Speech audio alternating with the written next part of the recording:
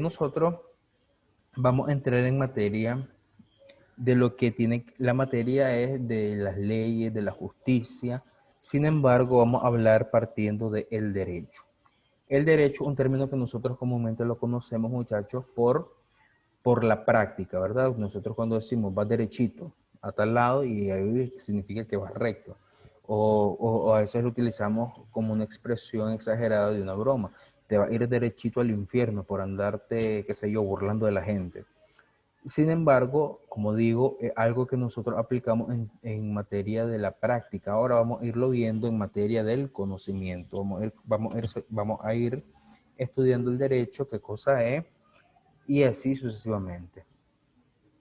Bien, le pido el favor a Gabriela Rosales, por favor, ¿puedes leer el concepto de derecho? Bueno, concepto de derecho. La palabra proviene del vocablo latino directum, que significa no aportarse al buen camino, seguir el sendero señalado por la ley, lo que se dirige o es bien dirigido.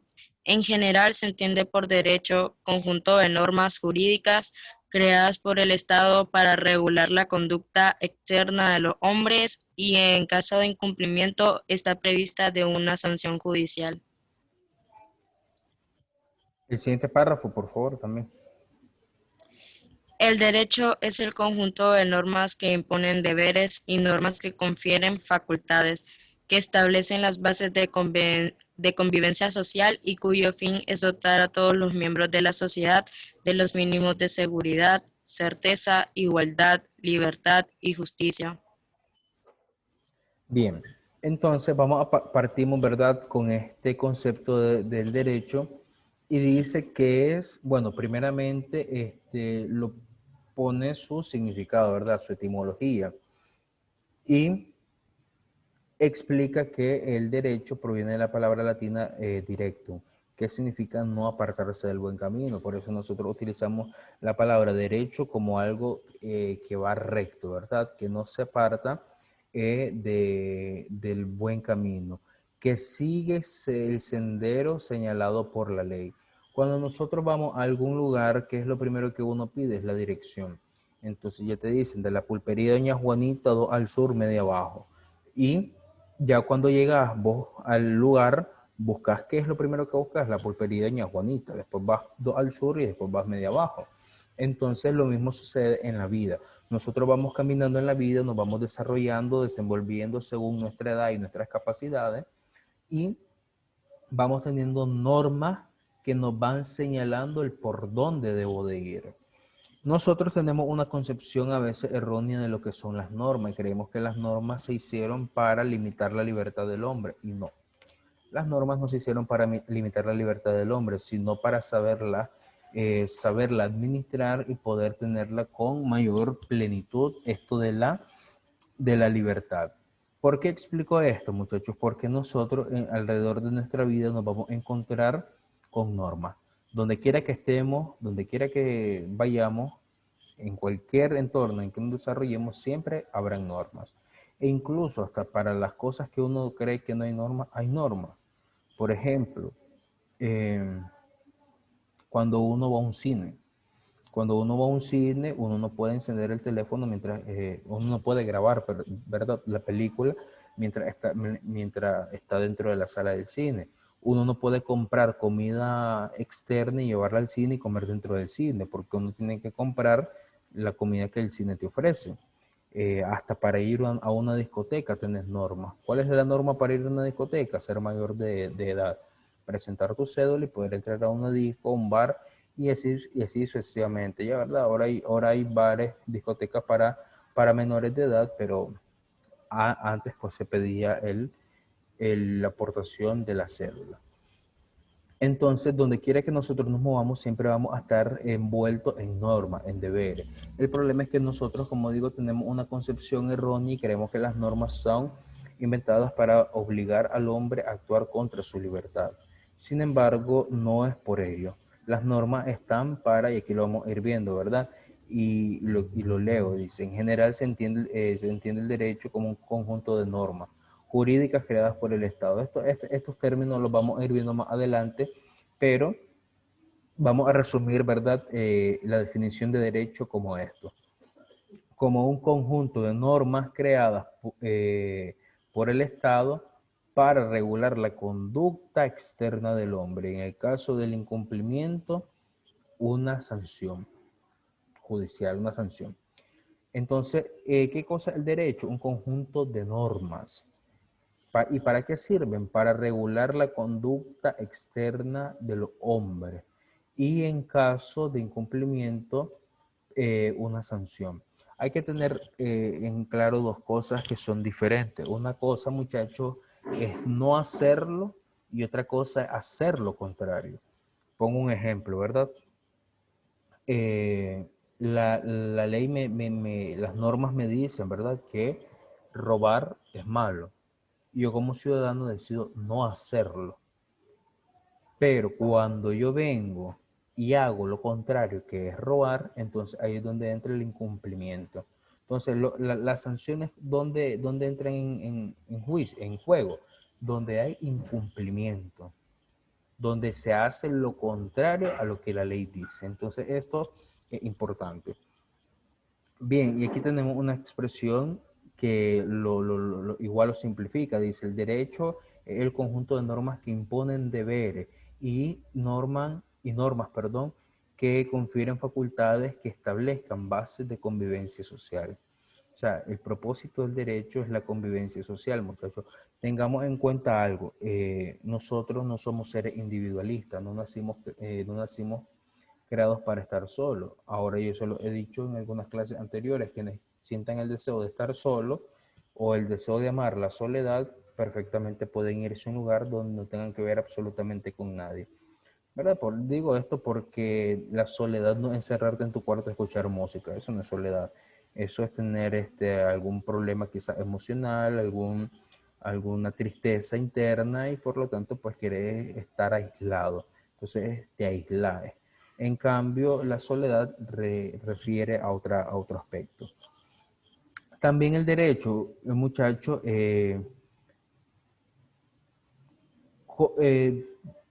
se desenvuelve en un ambiente de seguridad, certeza, igualdad, libertad y justicia, ¿verdad? Estos aspectos son fundamentales del derecho. La seguridad es fundamental, la certeza del derecho es fundamental. Cuando hablamos de certeza, es decir, la claridad, es decir, la claridad, la objetividad del derecho, es decir, que la postura es una y no otra, que el derecho es uno y se mantiene y no está cambiando, ¿verdad? La igualdad, que corresponde a todos, tanto hombres como mujeres, tanto niños como adultos, tanto adultos como ancianos. La libertad y la justicia. Entonces vamos a ir viendo más adelante eh, todos estos pequeños detalles. Bien, le voy a pedir el favor a Andrea Montealegre, por favor, lee uno de estos. Vamos a ver estos 4 aspectos del derecho, y Andrea, por favor, lee el primero: el derecho como ordenamiento. Ok.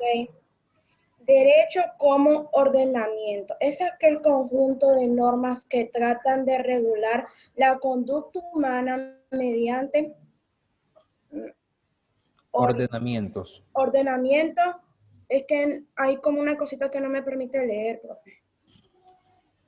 Ay, perdón. Permisiones o prohibiciones. Bien, el derecho trabaja en virtud, muchachos, del orden. Y les pongo un ejemplo que creo que sería el más común. Algunos de ustedes ya tienen su propio cuarto. Y cuando nosotros tenemos nuestro cuarto pata arriba, aquella gran montaña de ropa encima de la cama o en el suelo, aquello como que un mundo diferente, ¿verdad? Como que uno abriendo la puerta del cuarto entra a una especie de mundo salvaje donde no sabes qué es lo que te puede salir. Entonces, ¿por qué? Porque hay un desorden. Cuando uno decide ordenar su cuarto, entonces ya echa la ropa sucia en la cesta de la ropa sucia, ordena sus libros en una mesa, estira la cama, pone la almohada, qué sé yo, barre, lampasea, qué sé yo. Lo mismo, pongo este ejemplo porque así actúa el derecho, ¿verdad? Nosotros somos como el cuarto, la sociedad es como el cuarto desordenado. Y el derecho es la virtud del orden, que comienza a ordenar, a poner cada cosa en su lugar. Cuando nosotros hablamos de igualdad de derechos, muchachos, es decir, que todos tenemos capacidad de poder tener los mismos derechos, pero para tener los mismos derechos debemos de corresponder a las mismas responsabilidades. Yo no puedo pedirle el mismo derecho a alguien que no constituye las mismas responsabilidades que las que yo hago, o al revés, ¿verdad? Entonces, y les ponía un ejemplo cuando hablamos del tema de la igualdad y la equidad. Yo no puedo ser injusto que un docente que trabaja 10, 15 horas al día gane lo mismo que un docente que solo trabaja 3 horas al día y 4 horas al día. No puedo ser hasta ese punto injusto. Obviamente, el docente que trabaja más, que recibe un mejor pago que el docente que trabaja menos, y lo mismo sucede en todo. Ahora, ¿qué tiene que ver eso con el derecho? Es lo mismo. Si yo quiero hablar de derechos, yo puedo hablar de derechos. Yo como hombre, como persona, puedo tener los mismos derechos que todos ustedes. Ustedes pueden tener los mismos derechos que tengo yo, pero a la hora de ejercerlos también tengo que tener en clara las responsabilidades. Yo no puedo pedir, por ejemplo, el derecho a que se respete. A ver, voy a poner un ejemplo, ¿verdad? A que se respete mi manera de pensar si yo no respeto la manera de pensar de las demás personas. Yo no puedo exigir a que se respete lo que yo diga si yo no respeto lo que otros dicen. Si yo cuando alguien va a opinar, yo lo vulgareo, yo lo ofendo, yo me burlo, yo no puedo pedir ese derecho. Entonces el derecho trabaja en virtud del orden, de la equidad, de la estabilidad. El punto número 2, por favor, léelo, Kevin. Derecho como fenómeno social. Aquel ordenamiento jurídico que nace para el efecto de regular la conducta entre los individuos como grupo y tiene cabida mientras que se encuentre en una sociedad. Ok, nosotros tenemos que tener en cuenta que siempre nos desenvolvemos en un entorno social, ¿verdad? Es decir, una sociedad, un grupo de personas que conviven entre sí.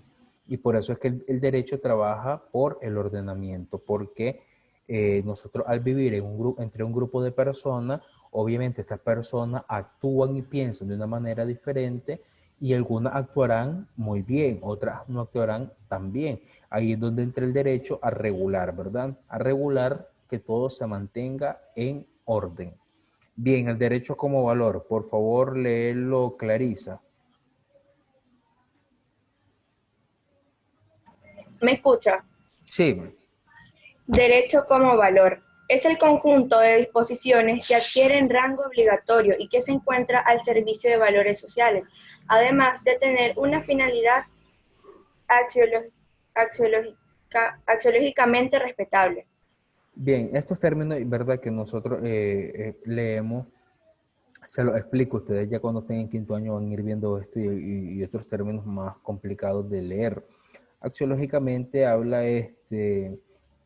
un derivado, ¿verdad? Un sinónimo de lo que es la acción, ¿verdad? De la virtud de poder llevar algo a la práctica.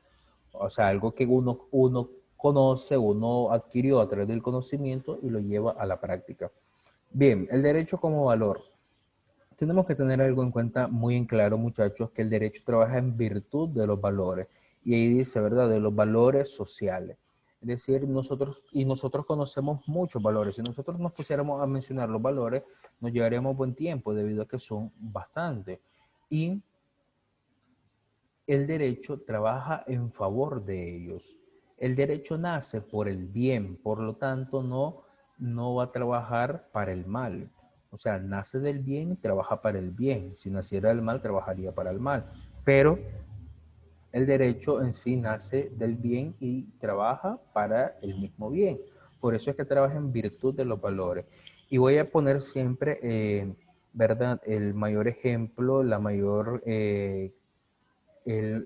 sí, el mayor valor que nosotros como personas tenemos, que es el derecho a la vida. Y ustedes saben que en los derechos humanos el primer derecho que menciona, el derecho a la vida. Y digo esto porque hoy en día nosotros vivimos en una sociedad donde quiere promover la cultura de la muerte, es decir, tratar de hacer que la muerte se vea como, o sea, la muerte causada, ¿verdad? No es la muerte natural porque todos vamos a morir, pero la muerte provocada sea algo natural. Y pongo dos ejemplos claros. Encontramos grupos de personas que promueven el aborto y grupos de personas que promueven la eutanasia. Ambos casos es lo mismo, es matar a alguien. Uno, el aborto es matar a alguien antes de nacer, pero incumbe matar a alguien. Y dos, matar a alguien porque ya es mayor de edad y se considera técnicamente un estorbo. Aunque esta persona tenga que enfermedades, tenga problemas por su vejez, se considera un estorbo, entonces mejor le aliviamos la vida. Entonces nos encontramos con este tipo de culturas que promueven la muerte y nosotros tenemos que tener muy, muy en claro que el derecho nunca va a trabajar en virtud de este tipo de valores. Ustedes me dirán, pero profesor, hay países donde el aborto es legal. Entonces, ¿por qué? Y aquí viene la respuesta. No porque sea legal quiere decir que es bueno. Porque entonces si pensamos de esa manera, si el día de mañana se llega a aprobar el derecho a poder robar, entonces yo voy a robar. No. O sea, yo no puedo permitirme que solo porque una ley te diga que algo que es malo es bueno, no. El derecho trabaja en virtud de los valores, el derecho trabaja en virtud del bien. Y cuando el derecho se utiliza para hacer el mal, y pongo este caso, ¿verdad? Cuando el derecho se utiliza para hacer el mal, entonces ya no es el derecho en sí, muchachos. Ya ahí entran muchos intereses de los hombres, muchos intereses de los políticos, de los que están a cargo de las leyes. Y tristemente quienes están a cargo de las leyes son los políticos. Y los políticos, la mayoría trabajan por sus intereses, ¿verdad? Pero el derecho como tal no aprueba culturas de muerte por el simple hecho de que no trabaja o no nace del mal, nace del bien y trabaja para el bien. Por lo tanto, nunca el derecho va a promover culturas de la muerte tales como los dos ejemplos que ponía, ¿verdad? De la eutanasia y del aborto. Bien, y el último punto quiero que lo lea, por favor, Moisés.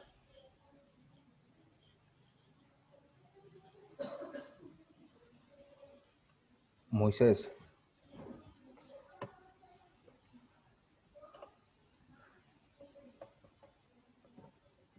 Ok. A ver, entonces que lo lea Jamie. Pues, profesor. Derecho Derecho como como argumentación. argumentación. Sí, por favor. Derecho como argumentación. Es aquel conjunto de normas que se materializan a través del lenguaje, pues este es el instrumento fundamental del legislador. La palabra diseña las normas jurídicas. Bien, vamos a explicar, ¿verdad?, el derecho como argumentación. Estas son las normas que nacen a través, como dice su nombre, de los argumentos. En materia de política, en materia de derecho, muchas cosas se dan por la palabra, por el lenguaje. Entonces, nosotros tenemos que tener ahí en cuenta algo, por ejemplo, la importancia de saber debatir. Si alguno de ustedes quiere el día de mañana estudiar derecho para ser abogado, va a tener que saber cómo debatir, porque se va a enfrentar a un mundo de normas de derecho donde uno te dice una cosa, otro te dice otra cosa. Entonces ahí es donde entra en principio el la capacidad, ¿verdad?, de poder materializar una norma, un derecho a través del lenguaje. Y dice ahí, pues este instrumento es el fundamental del legislador. Si ustedes tienen la oportunidad algún día de ver alguna de las sesiones de alguna de las asambleas, aunque sea de aquí de Nicaragua o de algún otro país, ustedes pueden ver que en esas sesiones son técnicamente debates, donde un legislador, un diputado dice una cosa, otro dice otra cosa, y a través de esas discusiones es que van formulando nuevas normas, nuevos derechos, y que ya eso después lo llegan a un proceso de votación para aprobar una nueva ley. Pero anteriormente a ello, su principal factor es el lenguaje, ¿verdad?